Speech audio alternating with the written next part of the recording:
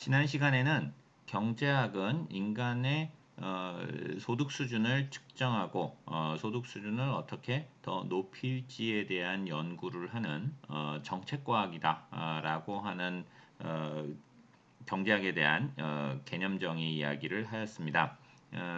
그 강의로부터 해서 경제사란 이러한 경제학의 한 분야로서의 경제사란 무엇인가에 대한 이야기를 계속 진행하도록 하겠습니다.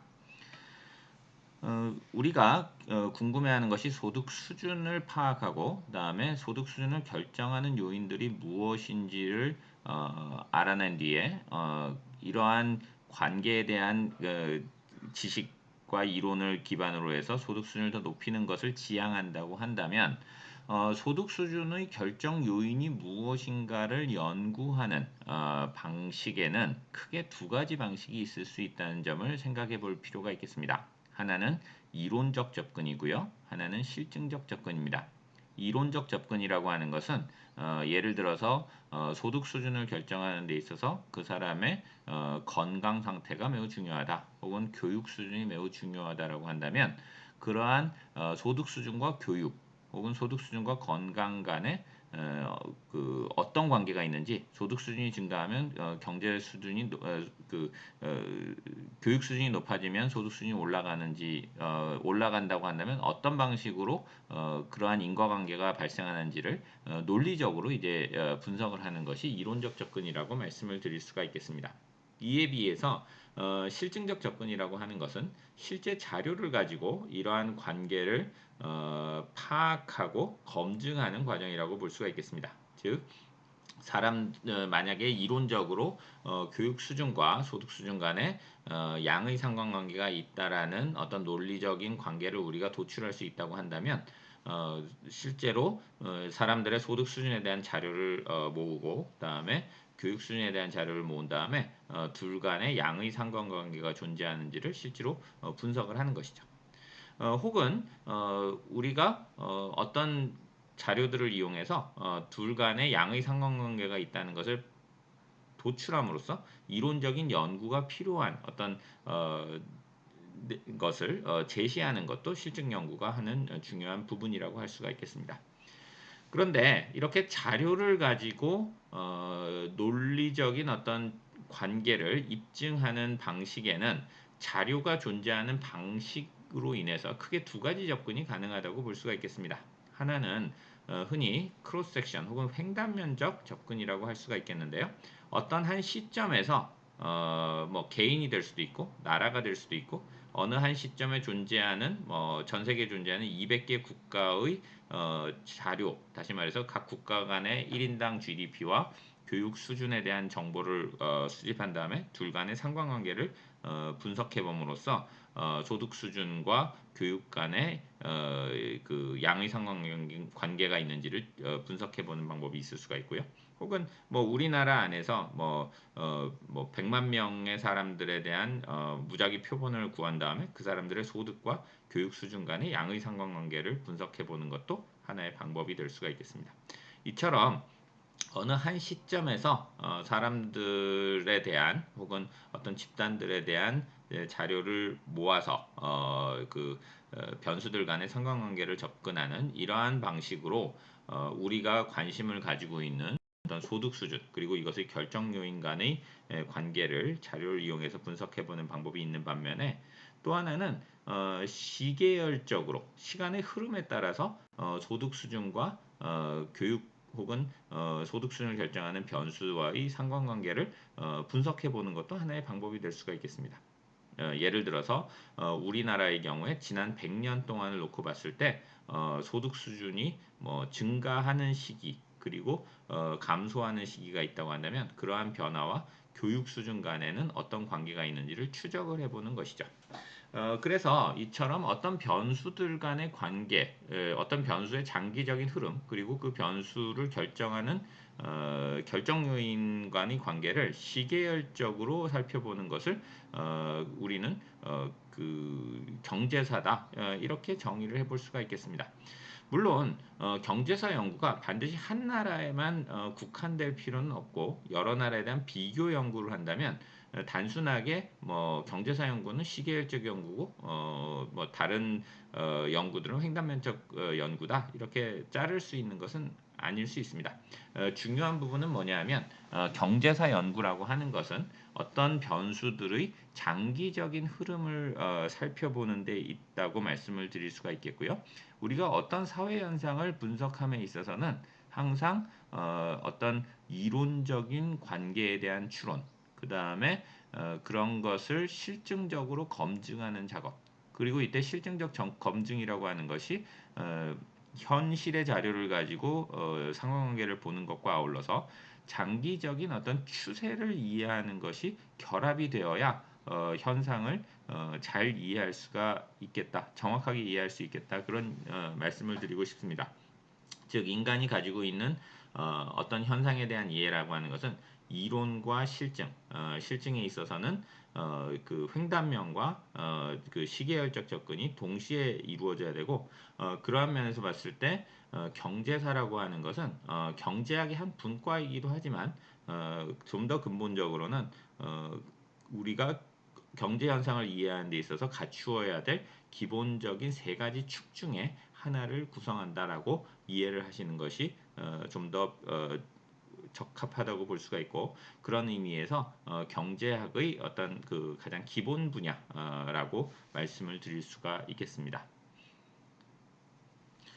이렇게 했을 때 뭐 길게 말씀을 드렸습니다만 경제학적인 측면에서 봤을 때 이 경제사라고 하는 것은 결국에는 다음과 같은 방식으로 정의를 해볼 수가 있겠습니다. 즉 경제학의 관심이라고 하는 것이 인간의 물질적 삶, 물질적 행복이라고 한다면 그러한 인간의 물질적 삶이 장기적으로 어떻게 변화하는지 그리고 이러한 장기적인 추세로 보았을 때 이러한 장기적인 추세를 통해서 오늘날의 어떤 사람들의 삶이 어떻게 하면 좀 더 개선될 수 있는지를 연구하는 분야를 우리는 경제사라고 정의를 할 수가 있겠습니다. 이렇게 정의하는 경제사라고 하는 분야는 뭐 많은 분야들이 그렇겠지만 이러한 맥락으로 정의했을 때 경제사의 기본 문제라고 할 수 있는 어떤 질문을 우리가 정의해 볼 수가 있습니다. 그것은 무엇이냐 하면 우리의 관심이 인간의 물질적 삶의 장기적인 변화라고 했을 때 그러한 장기적인 변화는 지역마다 시기마다 매우 큰 차이가 있지만 아주 단순하게 보면 기본적으로는 지금 보여드리는 그림과 같은 모양을 가지고 있고 이러한 그림을 설명하는 것이 경제사의 기본 문제다 이렇게 말씀을 드릴 수가 있다는 것입니다. 즉 인간이 그 오늘날과 같은 인류의 모습을 갖추고 문명을 이렇게 일궈나가기 시작한 것은 대략 지금으로부터 5천년, 좀 더 길게 잡으면 10,000년 전부터라고 흔히 이야기를 하는데요. 5천년 내지 10,000년 전부터 현재까지의 기간 동안 인간의 물질적 삶이 어떻게 변화해 왔느냐를 보면 의외로 굉장히 단순한 모양으로 이렇게 추격을 해볼 수가 있겠습니다. 그것은 뭐냐면 그 지금으로부터 약 200년 전인 1800년을 전후로 한 시기 이전까지만 해도 거의 뭐 5천년에 가까운 시간 거의 대부분의 동안에 인간의 삶은 매우 낮은 소득 수준에서 크게 변하지 않고 유지가 되었다. 이렇게 말씀을 드릴 수가 있겠습니다. 지금 이 그림에 보여드리는 것처럼 이 소득 수준이라고 하는 것이 이렇게 평평하게 유지가 되고 있는데 바로 이 평평한 수준 자체가 사실은 인간이 생존을 하는데 필요한 가장 낮은 수준의 소득 수준과 크게 다르지 않았다라고 말씀을 드릴 수가 있겠습니다. 흔히 생존 수준이라고 이야기하는 어떤 수준이 되겠고요. 좀 더 이 문제에 대해서는 나중에 수업 시간에 자세하게 말씀을 드리도록 하겠습니다. 즉 인간이 하루하루를 겨우 죽지 않고 살 수 있는 수준의 낮은 소득 수준이 내서 인간은 굉장히 오랜 기간 동안 삶을 영위하였다.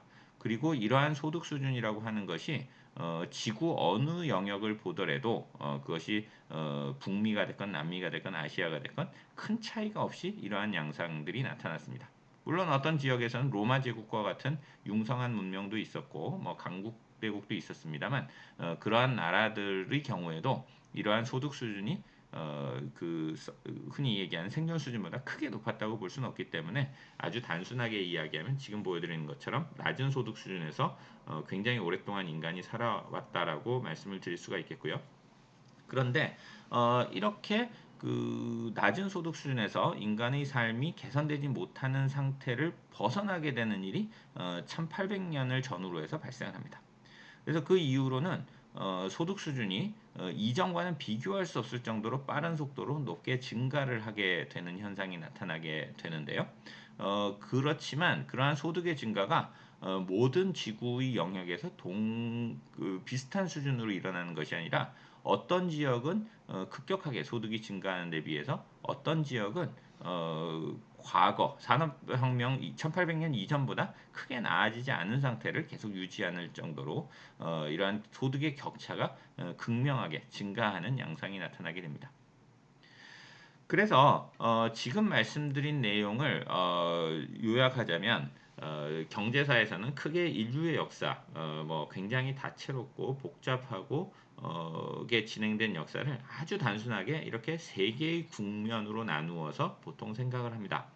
첫 번째는 뭐냐면 인류 문명이 탄생했을 때부터 1800년까지 기간, 인간의 소득 수준이 그 생존 수준에서 크게 벗어나지 못한 상태로 전 세계 모든 영역에서 비슷한 삶을 살았던 이 시기를 경제사에서는 흔히 멜서스의 함정에 빠져 있던 시기다라는 의미에서 멜서스 트랩이라고 흔히 부릅니다.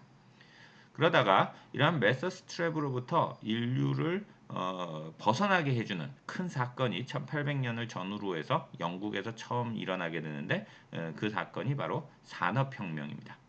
그리고 이 산업혁명 이후로 인류는 소득 수준이 과거와는 비교할 수 없을 정도로 빠르게 증가를 하는데 이러한 소득 수준의 증가가 지구 전역에서 균일하게 이루어지는 것이 아니라 어떤 지역에서는 엄청난 속도로 일어나는 데 비해서 어떤 지역은 굉장히 느린 속도로 이루어짐으로써 전 지구적으로 소득 수준의 편차가 급격하게 증가하게 되는 양상이 나타나게 됩니다.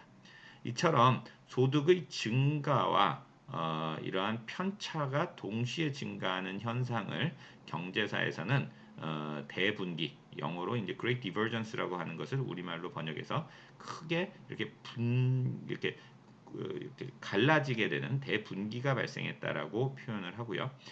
그런 의미에서 경제사에서는 지금 말씀드린 이러한 세 국면이 우리가 연구를 하는 기본적인 문제다. 다시 말해서 왜 인간은 그렇게 오랫동안 멜서스 함정에 빠져 있었는가? 그리고 멜서스 함정에 빠져 있었던 인류의 삶은 도대체 어떠했는가를 연구하는 것이 첫 번째 질문이 되겠고, 두 번째는 1800년을 전후로 한 시기에 도대체 어떤 사건이 일어났기 때문에 인간이 멜서스 함정으로부터 벗어날 수 있었는가?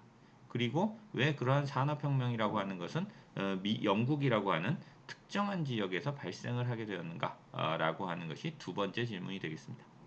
세 번째는 산업혁명 이후에 왜 그 산업혁명의 성과라고 하는 것이 많은 지역에 골고루 분산이 되지 못하고 이렇게 특정 지역에서 집중적으로 나타나는가? 그리고 그 산업혁명의 성과가 가져온 이러한 급격한 경제 성장이라고 하는 것은 과연 어떻게 해서 가능했는가라고 하는 질문이 세 번째 질문이 되겠습니다.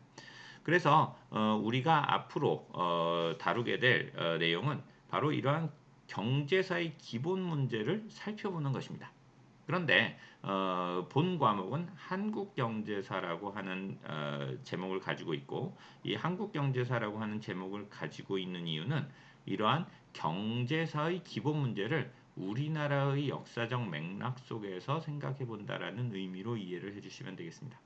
다시 말해서 한국 경제사라고 하는 것이 어떤 미국 경제사나 일본 경제사나 영국 경제사와는 구분되는 어떤 특수한 측면을 강조한다기보다는 인류 보편적인 어떤 경제사적인 문제를 이해함에 있어서 우리가 좀 더 친근한 대상이라고 할 수 있는 한국이라고 하는 대상을 가지고 경제사의 문제를 이해한다고 이해해 주시는 것이 본 과목을 앞으로 이렇게 이해하고 학습하시는데 큰 도움이 되시리라 생각을 합니다.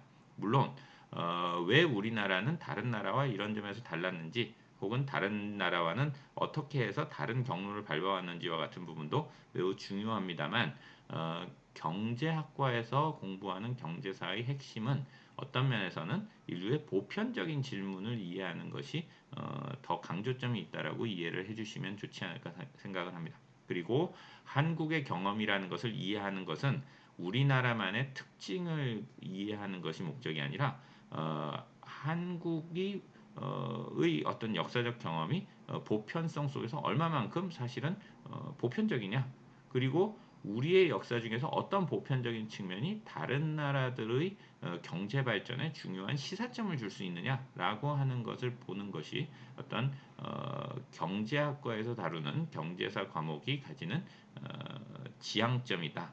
이렇게 생각을 해주시면 좋지 않을까 생각을 합니다. 이미 말씀드린 것처럼 방금 전에 말씀드린 내용을 좀 정리하자면 경제사의 기본 문제는 멜서스 함정, 그리고 산업혁명, 그리고 근대적 경제성장과 소득불균등의 문제라고 말씀을 드릴 수가 있겠고, 이러한 문제들을 앞으로 우리가 수업 시간에 같이 생각해 보기로 하고요. 이러한 내용을 다룸에 있어서 우리나라의 그 조선 후기로부터 개항기, 그리고 일제시대, 해방 이후의 고도성장기라고 하는 어떤 장기적인 추세 속에서 앞의 문제들을 이제 다루어 본다. 이렇게 보시면 되겠습니다. 물론 이러한 문제들을 다룸에 있어서 우리나라를 중심으로 보지만 세계적인 보편성이라고 하는 부분을 우리는 늘 머릿속에 가지고 있어야 되기 때문에 수업 시간에 다양한 가급적 다양하게 국제적 비교를 소개해드리는 내용을 담기로 하고요. 더 나아가서는 본 강의가 가지고 있는 하나의 중요한 그 강조점이라고 하는 것은 이 과목이 경제사과에서 열리는 경제사 과목이고 2학년 때 개설되는 경제사가 아니라 4학년 때 개설되는 경제사라고 하는 측면입니다. 다시 말해서 우리가 경제학과에서 많은 경제학 과목을 공부한 다음에 4학년, 뭐 조금 빠르면 3학년일 수도 있겠습니다만 경제학의 학부 과목을 마치는 시점에 우리가 경제사를 공부한다는 것은 지금까지 여러분들이 배웠던 과목들을 이렇게 다양한 방법으로 응용해보는 대상으로서 과거의 우리의 역사를 활용한다라는 차원으로 접근하는 것도 중요한 강조점이 되겠습니다. 무슨 뜻이냐 하면 여러분들이 배운 통계 분석에 대한 지식, 그리고 미시경제학, 거시경제학 등에서 배웠던 많은 경제학 이론, 또는 재정학이라든가 환경경제학이라든가 아니면 산업조직론 등에서 배웠던 각 분야에 대한 지식들을 한국경제라고 하는 어떤 그 대상을 놓고 종합적으로 한번 적용해보는 그러한 의미도 있다. 다시 말해서 여러분들이 가지고 있었던 경제학에 대한 지식을 이렇게 응용해서 살펴보는 맥락으로서도 한국경제사, 그리고 다음 학기에 개설된 한국경제론이라는 과목을 이해해 주시는 것도 좋은 방법이고, 제가 강의를 진행함에 있어서도 그러한 부분에 강조점을 두고 그러한 점을 염두에 두고 강의를 진행하도록 하겠습니다. 이상으로 경제사란 무엇인가, 그리고 그러한 경제사라고 하는 것이 어떤 과목인지를 전제로 해서 한 학기 동안 우리가 살펴보게 될 한국경제사라고 하는 과목이 어떤 내용을 다루게 될지를 개괄적으로 살펴보았습니다. 다음 시간에는 본격적으로 그 경제사에 대한 내용으로 들어가도록 하겠는데요. 그 첫 번째 단계로 그 멜서스 트랩이라고 하는 것, 인류는 왜 낮은 소득 수준에서 그렇게 오랫동안 그 지낼 수밖에 없었는지라고 하는 이론적인 측면을 먼저 살펴보고, 그 다음에 우리나라의 역사적인 어떤 경험 속에서 멜서스 트랩이 실제로 어떻게 구현되고 있었는지를 살펴보는 시간을 갖도록 하겠습니다.